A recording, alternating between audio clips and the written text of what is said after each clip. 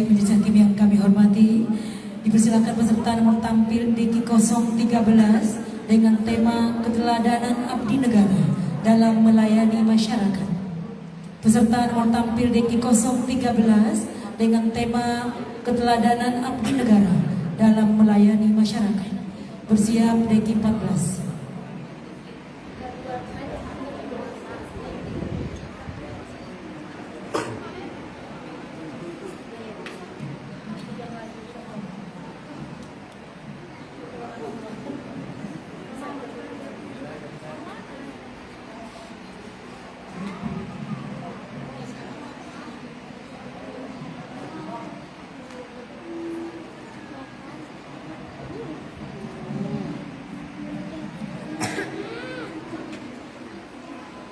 Bismillahirrahmanirrahim.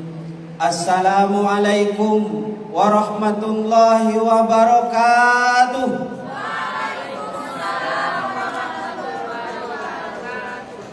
Alhamdulillah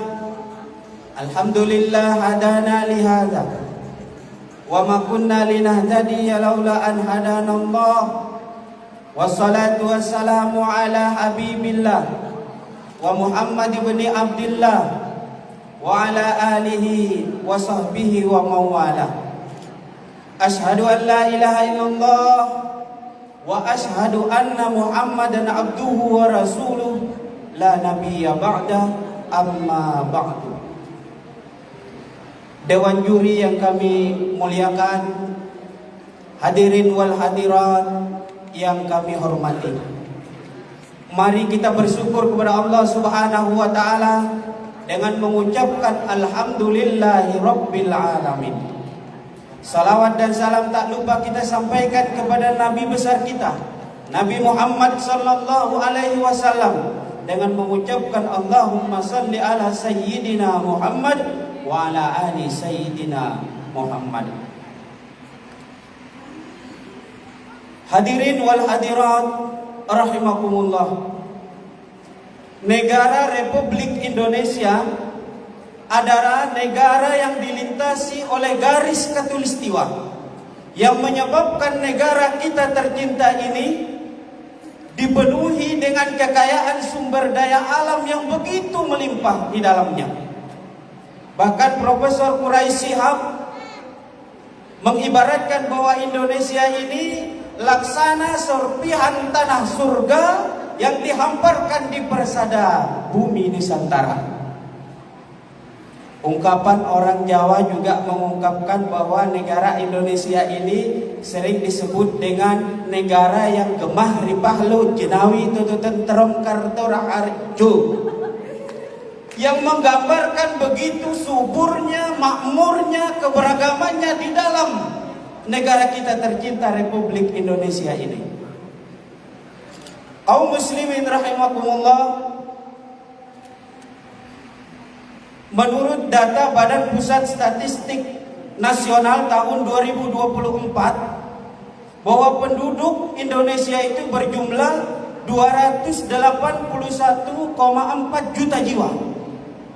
Ini adalah potensi yang luar biasa. Ini adalah sesuatu yang sangat strategis jika kita memanfaatkan dengan baik, diikuti dengan peningkatan kualitas sumber daya manusia kita, dengan etos kerja yang tinggi, maka kita akan dapatkan Indonesia ini lebih baik. Ada ungkapan bahasa Inggris menyatakan bahwa you will get what you are fighting for, bahwa usaha tidak akan mengkhianati hasil. Ketika kita benar-benar berusaha, maka insya Allah. Namun sayang, seribu sayang, sebagaimana kasat mata kita melihat negara kita tercinta masih mundur, rakyatnya belum makmur, padahal tanah kita begitu subur, perekonomian kita masih tersungkur, kekayaan alam kita dibawa kabur. Kalau dibiarkan terus-menerus, maka Indonesia akan menjadi negara yang hancur. Mau negara Indonesia ini hancur? Tidak. Kita tidak ingin yang demikian. Maka Pada kesempatan yang berbahagia ini, saya ingin menyampaikan dakwah Islamiyah yang berjudul Keteladanan Abdi Negara dalam Melayani Masyarakat.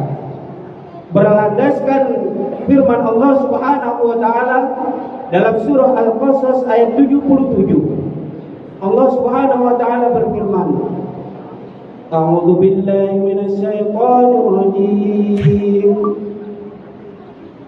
Bismillahirrahmanirrahim. Wabtaghi fima ataka Allahud daral akhirah ولا تنس نصيبك من الدنيا وأحسن كما أحسن الله إليك ولا تبغ الفساد في الأرض إن الله لا يحب المفسدين. Sadaqallahul azim. Hamba berlindung kepada Allah dari godaan setan yang terkutuk dengan menyebut nama Allah yang Maha Pengasih lagi Maha Penyayang. Dan carilah apa yang telah dianugerahkan Allah kepadamu pahala negeri akhirat. Dan janganlah kamu melupakan bagianmu di dunia. Dan berbuat baiklah kamu kepada orang lain sebagaimana Allah telah berbuat baik kepadamu. Dan janganlah kamu berbuat kerusakan di muka bumi.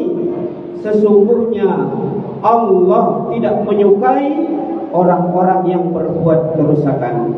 Al-Qasas ayat 77. Dewan Hakim dan hadirin yang kami muliakan, dalam ayat ini Allah menyebutkan kalimat wabtaghi yang pada dasarnya setiap perintah adalah wajib.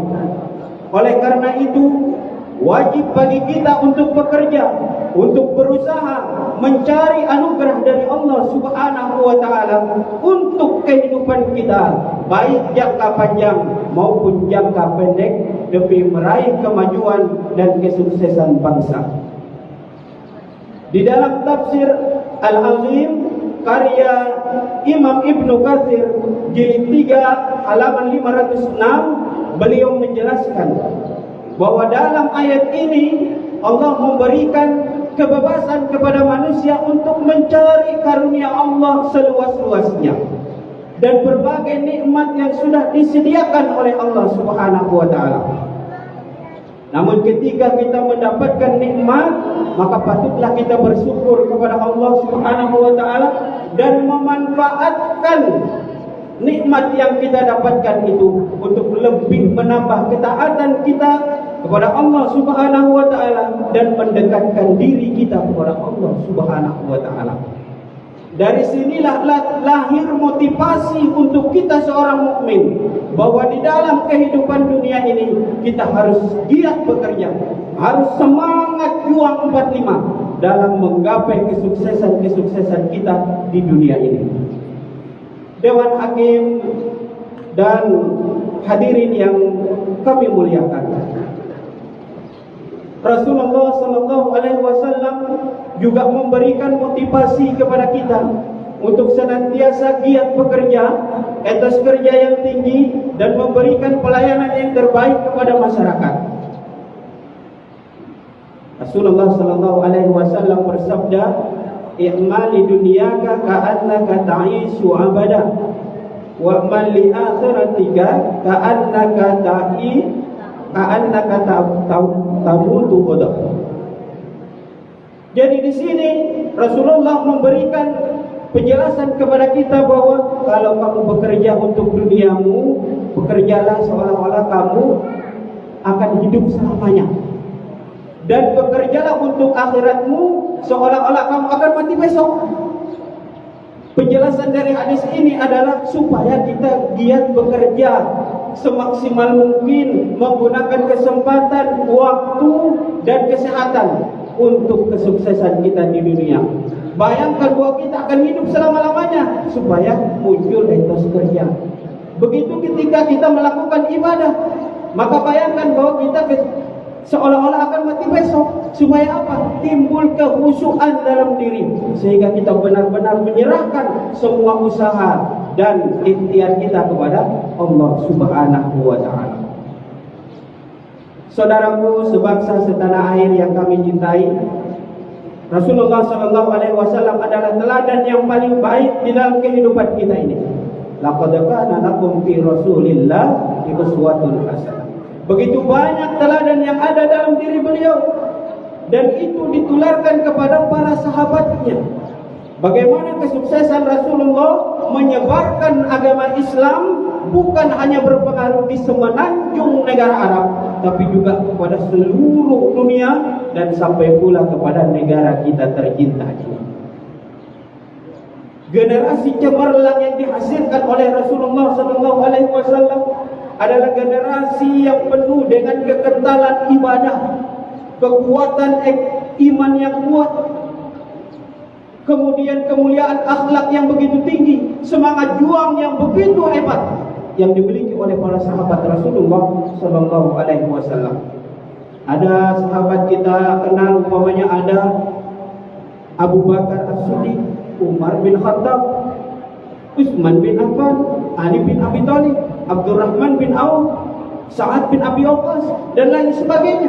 Semua itu diturunkan oleh Rasul mengikuti teladan dari Nabi Muhammad SAW. Kaum muslimin rahimakumullah, setidaknya kita bisa mencontoh teladan dari sahabat Rasul, yakni Abdurrahman bin Auf, tentang etos kerja dan peningkatan kualitas diri.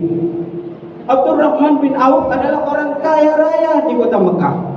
Tetapi ketika perintah hijrah turun, beliau tinggalkan harta kekayaannya dan hijrah ke kota Madinah dalam keadaan miskin. Ketika sampai di kota Madinah, Rasulullah mempersaudarakan beliau dengan kalangan Ansar, salah satu orang kaya di kalangan Ansar. Kemudian mengatakan kepada Abdurrahman bin Auf, "Wahai Abdurrahman bin Auf, aku punya banyak kekayaan. Kita bagi dua." "Wahai Abdurrahman bin Auf, aku punya banyak kekayaan. Kita bagi dua. Kamu setengah, aku setengah." Apa yang dijawab oleh Abdurrahman bin Auf? "Tidak, saudaraku, terima kasih atas semua pemberian yang engkau berikan, tetapi tunjukkan kepadaku di mana pasar berada." Dari sini kita mendapat satu pelajaran penting, bahwa mari kita menjadi pribadi yang bekerja keras, menjadi pribadi yang senantiasa bekerja dan bekerja, tidak memanfaatkan kesempatan, tidak melakukan penyelewengan terhadap kewenangan dan kekuasaan yang dimiliki. Inilah ciri dari generasi yang dibentuk oleh Rasulullah SAW. Kita sering mendengar umpamanya ada umat Islam, agama Islam itu membawa umatnya dari minas zulumati ilan nur, dari alam kegelapan menuju alam yang terang benderang. Tetapi ketika prakteknya ada seorang ASN datang ke kantor, hanya absen datang kemudian pulang, datang lagi untuk absen pulang, maka kita masih dalam alam kegelapan. Atau ada ASN yang hanya mau bekerja ketika dilihat oleh atasannya saja, maka kita masih dalam keadaan yang kegelapan.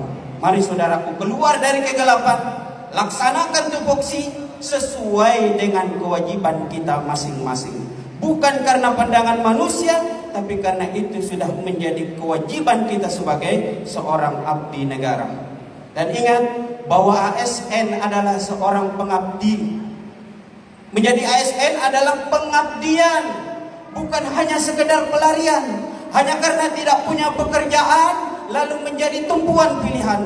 Bukan demikian seorang ASN. Seorang ASN akan menjadi seorang pribadi yang senantiasa menunjukkan nilai-nilai keislaman bagi kita yang Islam, untuk kita berikan kemanfaatan kepada yang lainnya. Dewan juri yang kami hormati, Hadirin wal hadirat rahimakumullah. Contoh yang kedua setidaknya kita ambil dari sahabat Umar bin Khattab dalam hal pelayanan. Karena sejatinya ASN adalah pelayan. Yang namanya pelayan artinya melayani, bukan minta dilayani. Ini pelayanan. Contoh oleh sahabat Umar bin Khattab, beliau senantiasa turun kepada masyarakatnya. Di tengah malam beliau masuk ke lorong-lorong, sekarang dikenal dengan istilah belusukan. Itu sudah dipraktekkan dari dulu. Beliau turun dengan satu pengawal mencari dan memastikan bahwa kebutuhan masyarakatnya terpenuhi. Bahkan sampai beliau harus menggotong sendiri gandum, diambil dari Baitul Mal, diberikan kepada masyarakatnya yang kelaparan di tengah malam. Inilah contoh sosok pemimpin yang harus kita teladani dalam kehidupan ini. Kita ambil kesimpulan terakhir bahwa mari pertama kita tingkatkan etos kerja sebagai kepribadian yang akan melahirkan sikap yang objektif, produktif, dan penuh manfaat dengan orang lain. Yang kedua, kita akan berusaha meningkatkan kualitas diri supaya menjadi pribadi-pribadi yang siap bersaing dan handal yang sangat dibutuhkan di era industri ini. Dan yang ketiga, yang terakhir yang perlu kita tingkatkan adalah mari kita berikan pelayanan yang terbaik kepada masyarakat kita tanpa memandang bulu. Kita berikan pelayanan baik yang punya bulu maupun yang tidak punya bulu. Artinya kita tidak menyamakan dengan apakah dia rasnya berbeda, sukunya berbeda, agamanya berbeda, golongannya berbeda. Terserah, mari kita berikan pelayanan itu dengan sebaik-baiknya. Semoga kita senantiasa diberikan kekuatan oleh Allah Subhanahu wa taala. Kita menjadi negara-negara yang tangguh dan bisa bersaing dan sejajar dengan negara-negara maju di bawah lindungan Allah Azza wa Jalla. Saya akhiri dengan pantun tapi jangan pakai cakep. Didengarkan saja. Beli citatos di swalayan pakai uang 100.000. Etos kerja tinggi dan pelayanan menuju bangsa Indonesia maju. Demikian yang dapat saya sampaikan. Mohon maaf atas segala kata dan kekurangan. Wallahu muwaffiq ila aqwamit thoriq. Wassalamualaikum warahmatullahi wabarakatuh.